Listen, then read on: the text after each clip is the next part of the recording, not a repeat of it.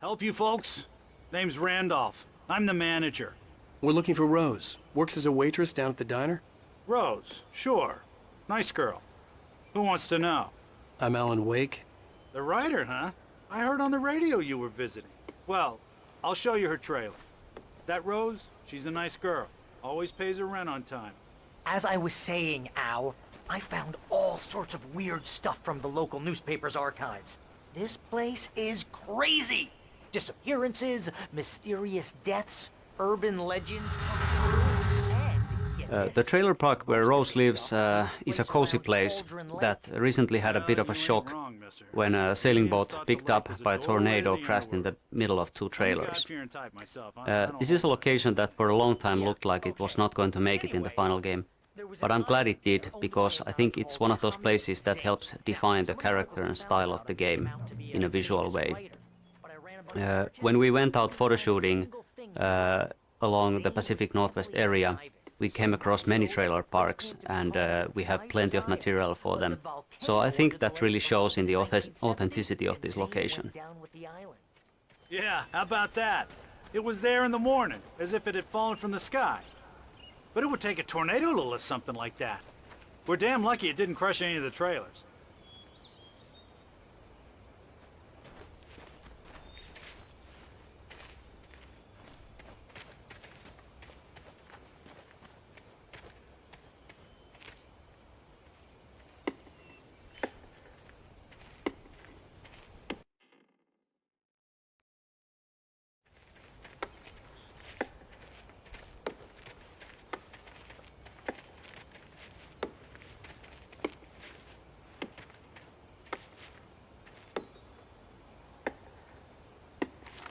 better.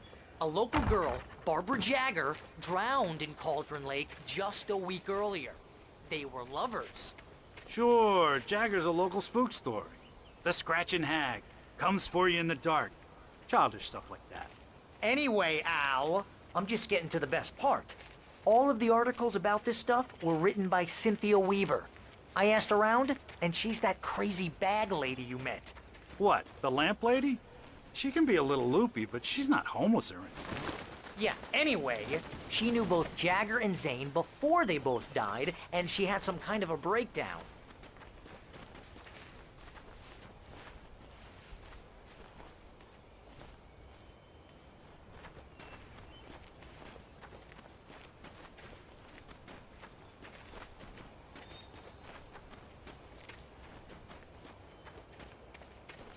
Well, mister, this here's Rose's trailer. You mind me asking what you want with her? We're just here to talk to her, pal.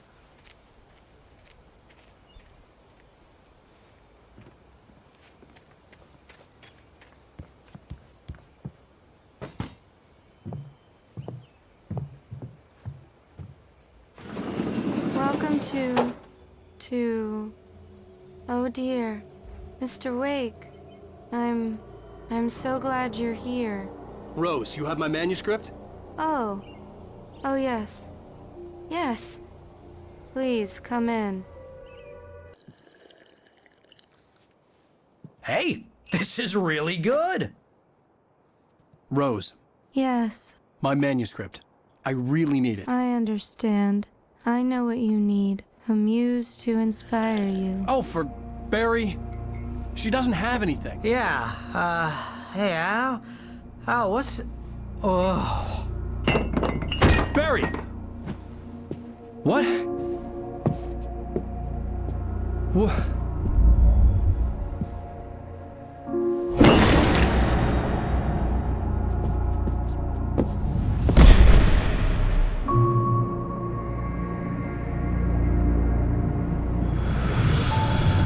It's coming for you, hiding in my barber's skin. I'm too weak to stop it. You must turn the lights on. I promised I'd come visit you and your lovely wife. You must finish what you started. I insist. You must turn the lights on. Turn the light on. Back to work, boy.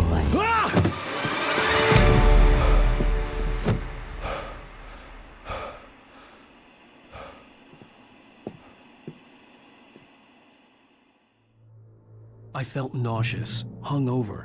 Only anger kept me going. Rose took a day from me. I had less than 12 hours left to meet the kidnapper. All I could do was get Barry into the car, work something out once I got on the road. Welcome to the Oh Dear Diner. What can I get you today? Coffee? I couldn't work up much hate for Rose.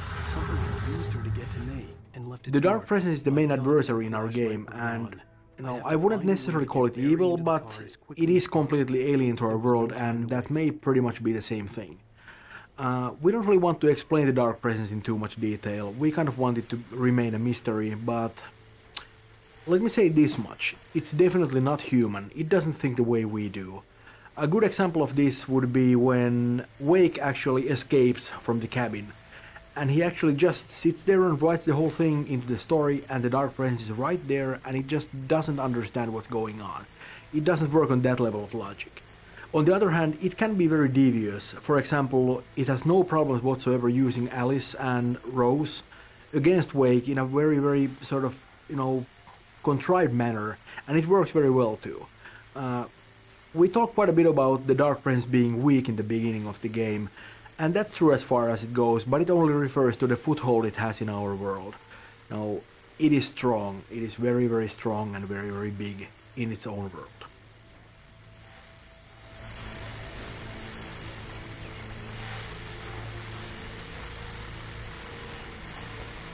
I just stepped outside to catch a breath of fresh air, and let me tell you, the weather's getting heavy.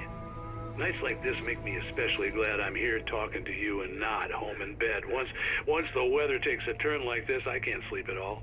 It's all tangled bed sheets and dark thoughts, punctuated by the occasional plunge into nightmare. Is it just me? Well, perhaps it is. But I hope I can make the night a little bit easier to get through. Caller, you're on KBF FM. Hey, Pat, it's Walt Snyder. What's on your mind, Walt? Well, I ain't the way you are, but, I can't sleep either, I just been staring out the window here, trying to make sense of it all, but, I ain't been drinking either, I just... Well, you sound like a man with a problem, Walt. I had argument with Danny, Danny, and, then I got in trouble with the law, and, I'm just, well... I heard something like that, Walt. Yeah, well, he's, Danny's my best friend, and, they let me out on bail today, and now I'm just alone here at the window, waiting. Man, and there's something in the air tonight, man. I was just outside looking up at the sky above our broadcast tower thinking the same thing. What are you waiting for, Walt? I don't know. Something's gonna happen. I think I better go. Well, Walt, maybe... No, thanks, Pat. Well, good luck to you, Walt. Hang in there. Let's take a little break, folks. This weather's really something else, huh? How can I be sure that you will walk away? Why'd you love deception? I mean, how can I be sure? The safety of your heart.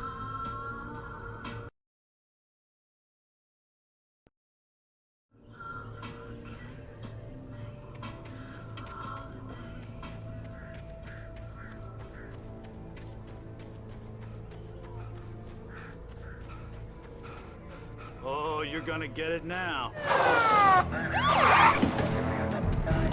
God knows what you've done to that poor girl. This is Agent Nightingale, FBI! Get him up, Hemingway! You're under arrest! You move a muscle, I'll unload right in your goddamn face! Stay right where you are, Spillane!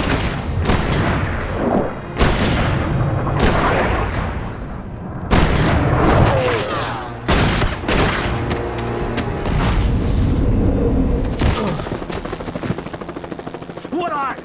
I'm standing right here, you goddamn maniac!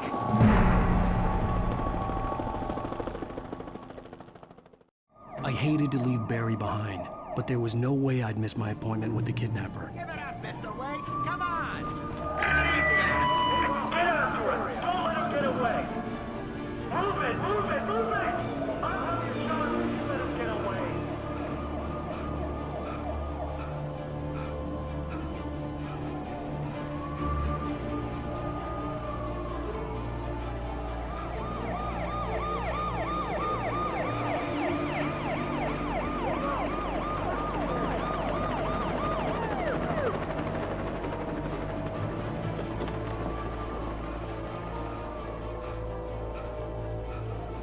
There he is! Freeze!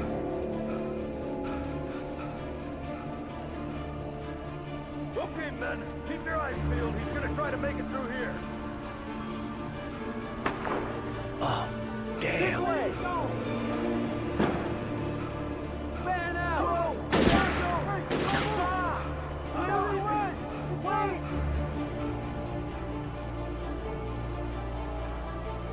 God damn it, where did he go?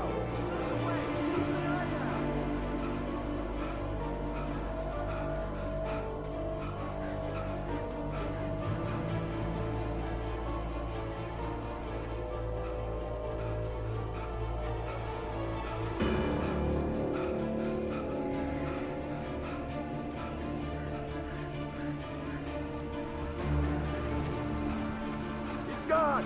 Come on, guys! We need to head him off!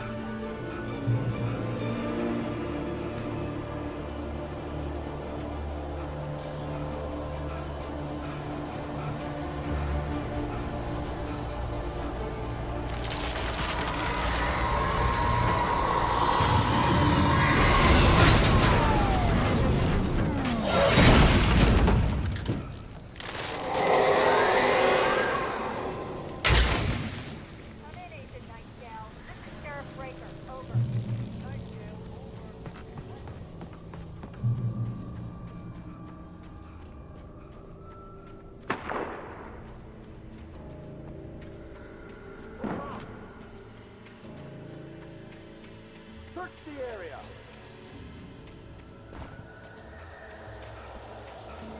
Stay sharp! This way! Over here!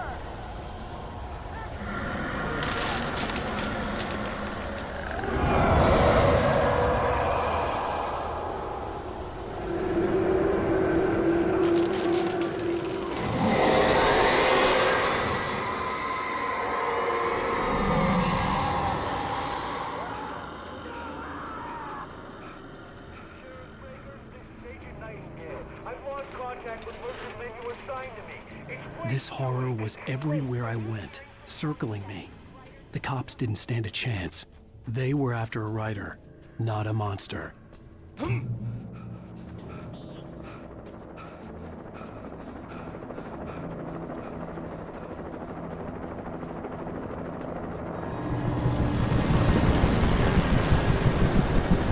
on the ground. Hold it right there. There's nowhere to run. Freeze!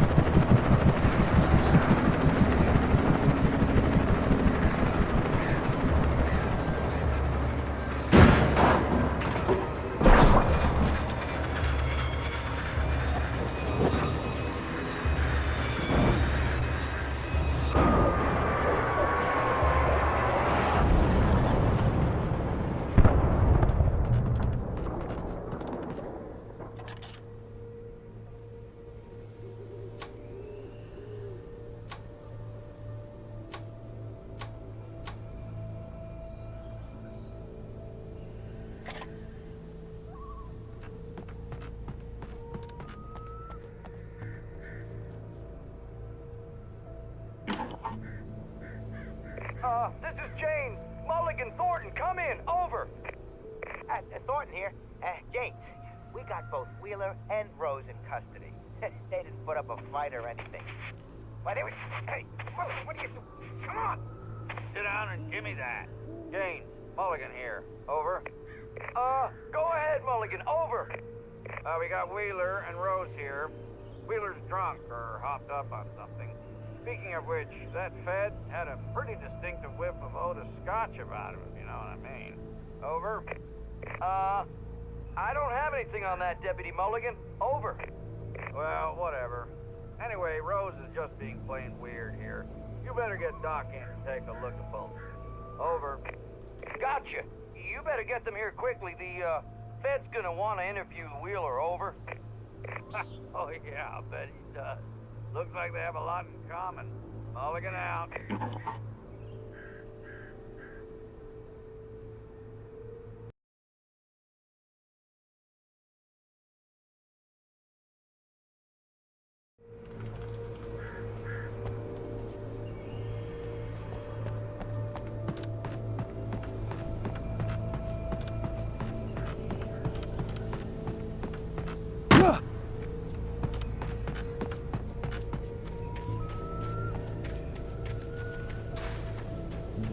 I imagined that the broadcast tower in the distance was part of the local radio station.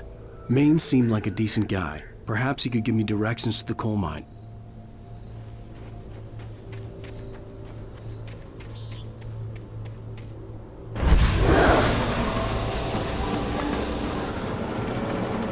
Unnatural shadows clung to the gate. The darkness that was after me was trying to stop me. I wouldn't get through without a light.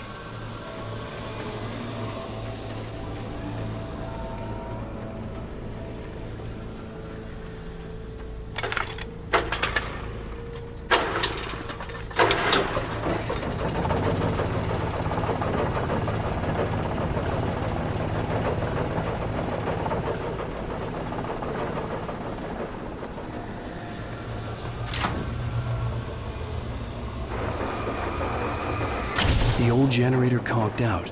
I'd have to see if I could fix it and try again.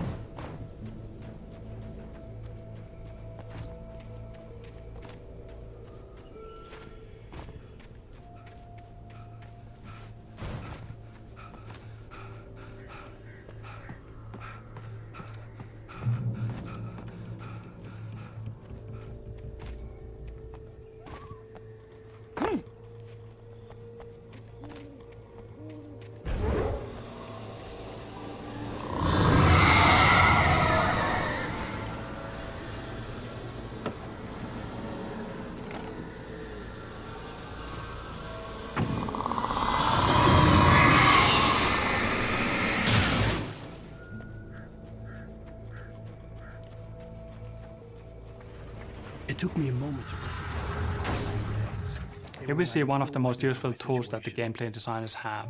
We call it beds, for bringing enemies to the scene. It started off as a simple spawning system, but as time went on, it evolved into something bigger. It actually now incorporates build-up as well. You hear the whispers and sounds that the darkness creates, and, well, the darkness itself actually appearing in the forest. It hides the enemies when they actually get close to you. On top of that, we have a reveal system, which shows the first enemy attacking you, but we do it only once per combat. After that, you're on your own.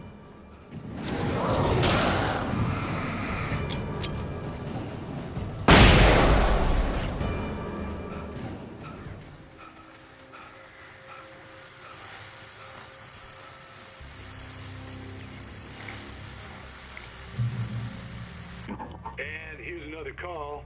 You're on KBFFM with Pat Maine. It's Milt Peabody, Pat. What's on your mind, Milt? Well, I live near the trailer park, Pat, and there's a big ruckus going on over there. Well, that's just up the road from me, too. What's going on, do you know? I don't know, but there's a bunch of police cars there, lots of sirens, a helicopter buzzing around, and I think I heard some gunshots. Gunshots? Yes, sir, like from a pistol. So can you find out what's going on? Because it's just next door and they're popping off guns there. They're still shooting? No, it was maybe 10, 15 minutes ago. It sounds serious, Pat. I'm telling you, it don't sound like no party. Well, I'm certainly going to give the station a call, Milt. Okay. You'll hear it here as soon as I hear from them. Okay, thanks.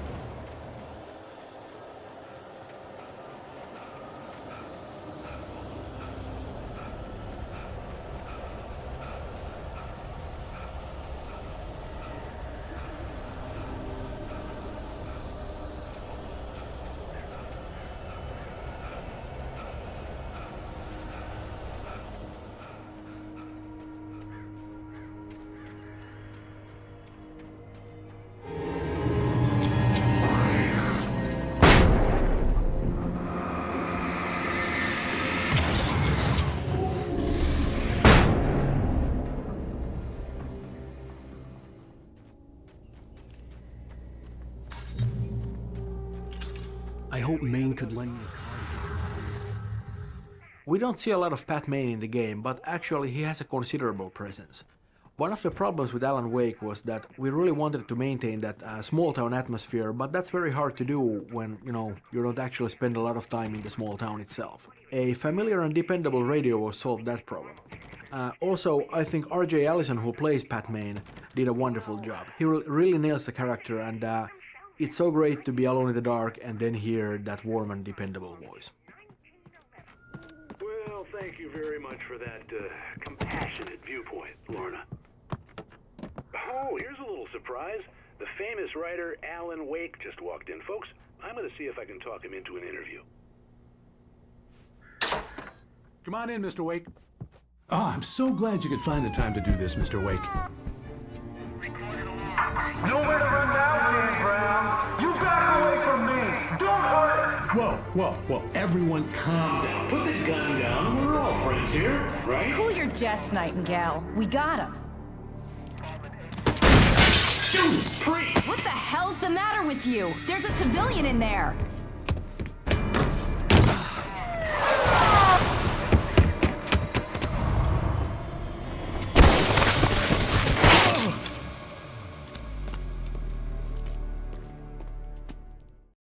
I'll get you yet, even if it kills me, you hear me? Here we have another really well set up journey. The train depot and the bridge in the distance well visible from early on. As an interesting side note, this whole area was originally just a minor branch. Not even a branch. Alan Wake just basically had to get a car from the forest and continue towards the mining museum. With months of iteration and looking at the possibilities given by the environment, we found out that this area could have lots of poltergeist events, could have hidden routes and so forth. The bridge and the train depot all appearing far later in their development.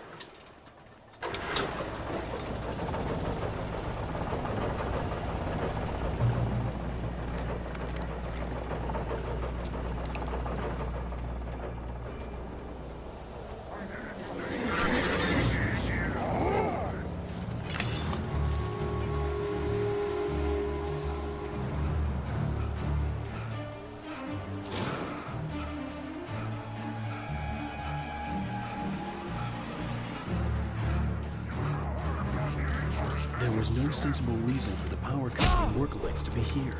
It was almost as if they'd been left for someone like me to use.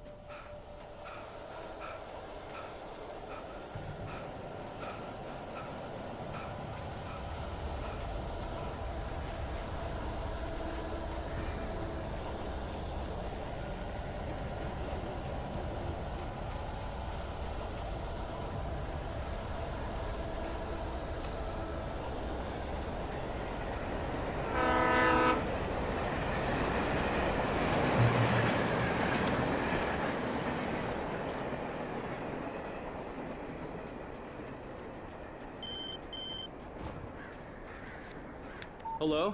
He's the most stubborn man I've ever met. Alice? Alice? Alan. Alan. I'm so afraid. He keeps me in the dark. Please help me. I look at you, Alan, and it's not you. Something else. Looking out from behind your eyes. Alice, I'm here. I'm so alone here. It's all gonna go to hell. You need to be careful. Cooperate. The connection had been terrible, but that wasn't the only thing that hadn't been right with the call. She sounded wrong somehow, but she had called me.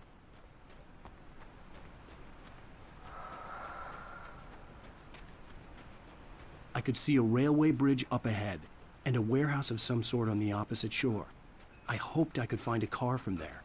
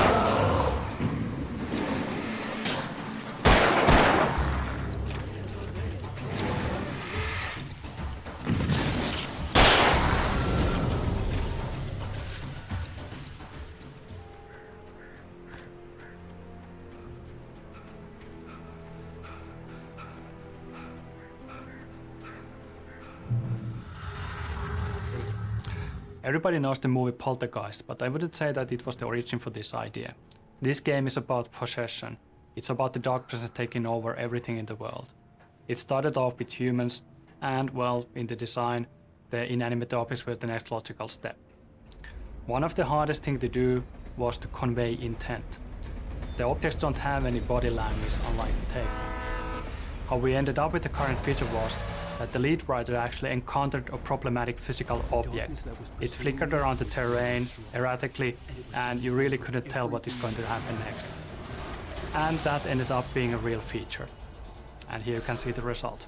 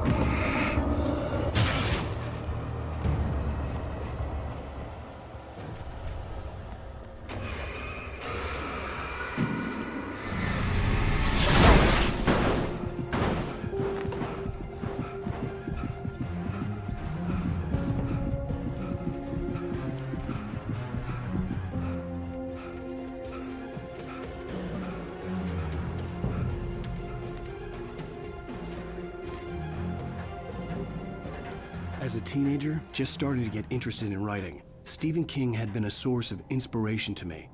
I thought about all the inanimate objects that had come to life in his books. No one is safe in a good horror story. Certainly not the protagonist. That's what makes them fun. This was anything but. The darkness could possess anything, and it was getting closer.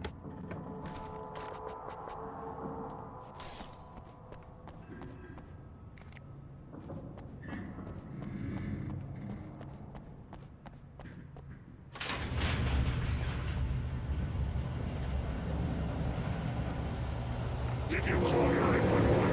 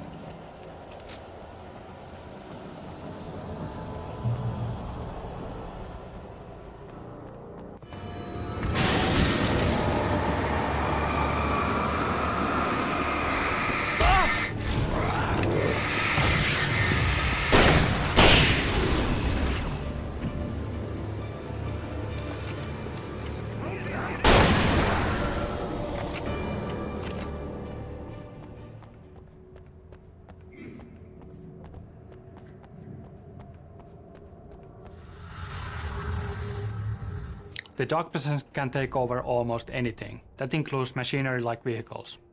In the next scene you will see the bulldozer attacking you, and it might be familiar to you from demos that have been shown in different shows before. I would like to say that plenty of thought and research went into this, but the fact is that it was basically just a lucky test when we fooled around with the AI and physics. And here you can see the results.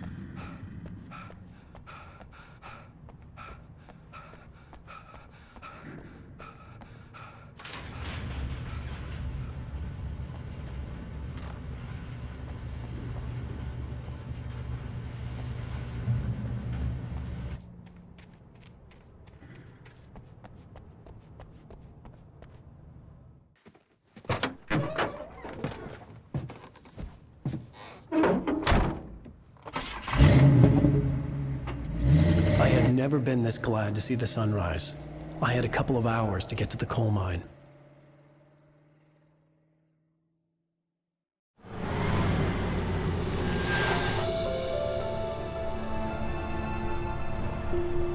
The coal mine wasn't far now.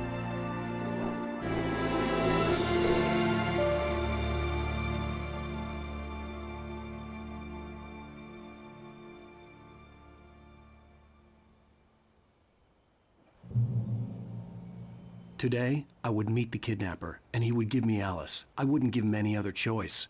A drowning man will clutch at a straw.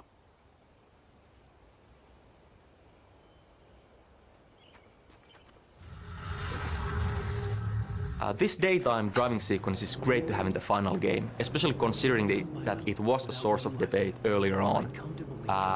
It's fairly hard to actually see this kind of sequences, are they actually working or not, before we have the final environment, the mood, the sounds and so forth.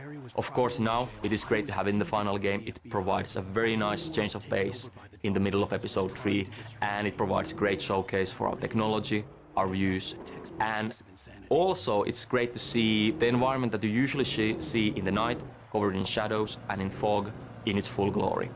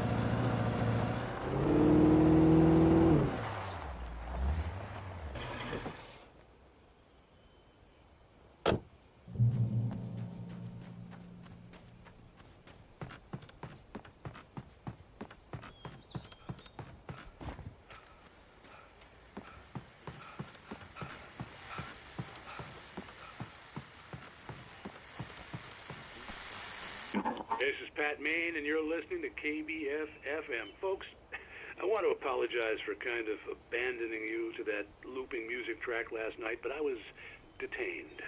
You see, I encountered a big-shot G-man with an itchy trigger finger who could use a lesson in manners and a boot in the ass, not necessarily in that order either. Now, folks, I know I'm not being very informative here, and I apologize for that. I really should just keep quiet, but I'm just so peeved right now, because some people just shouldn't be carrying badges. I'm just glad that our Sheriff Breaker was there to straighten things out. And if someone I met last night is listening, let me just say, I'm sorry if my mouth got you in trouble. I'm pretty sure you're not the bad guy here. Godspeed, son. I hope you know what you're doing. Now, on a lighter note, I'll be talking to Dr. Nelson all morning. But first, a little music.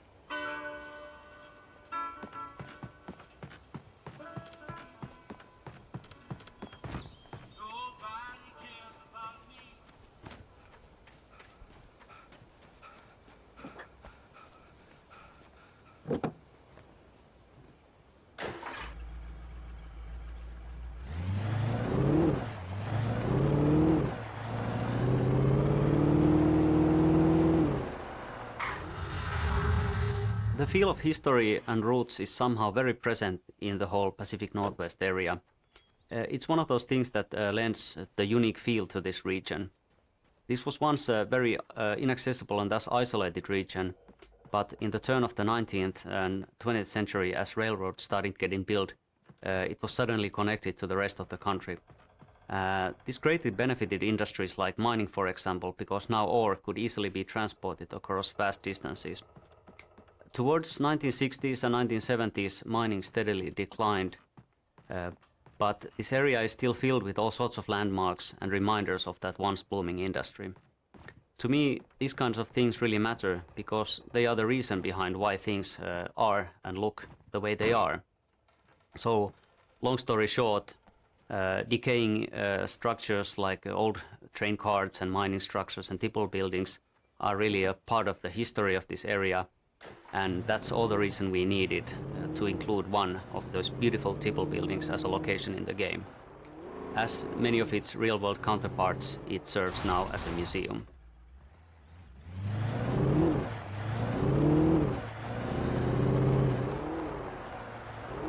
I was early. I was supposed to meet the kidnapper at noon in the main building. The coal mine was quiet. It was a museum now.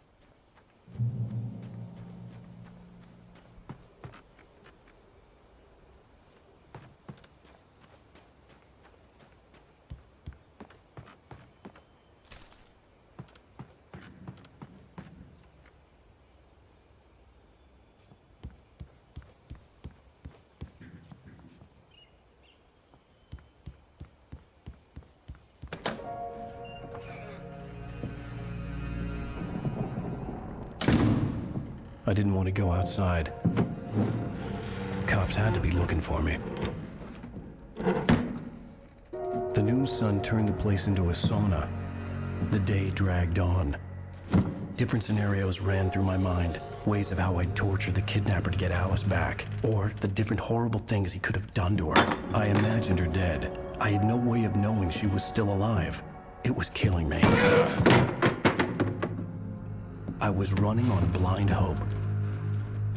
It was all a waste of time. The bastard never showed up.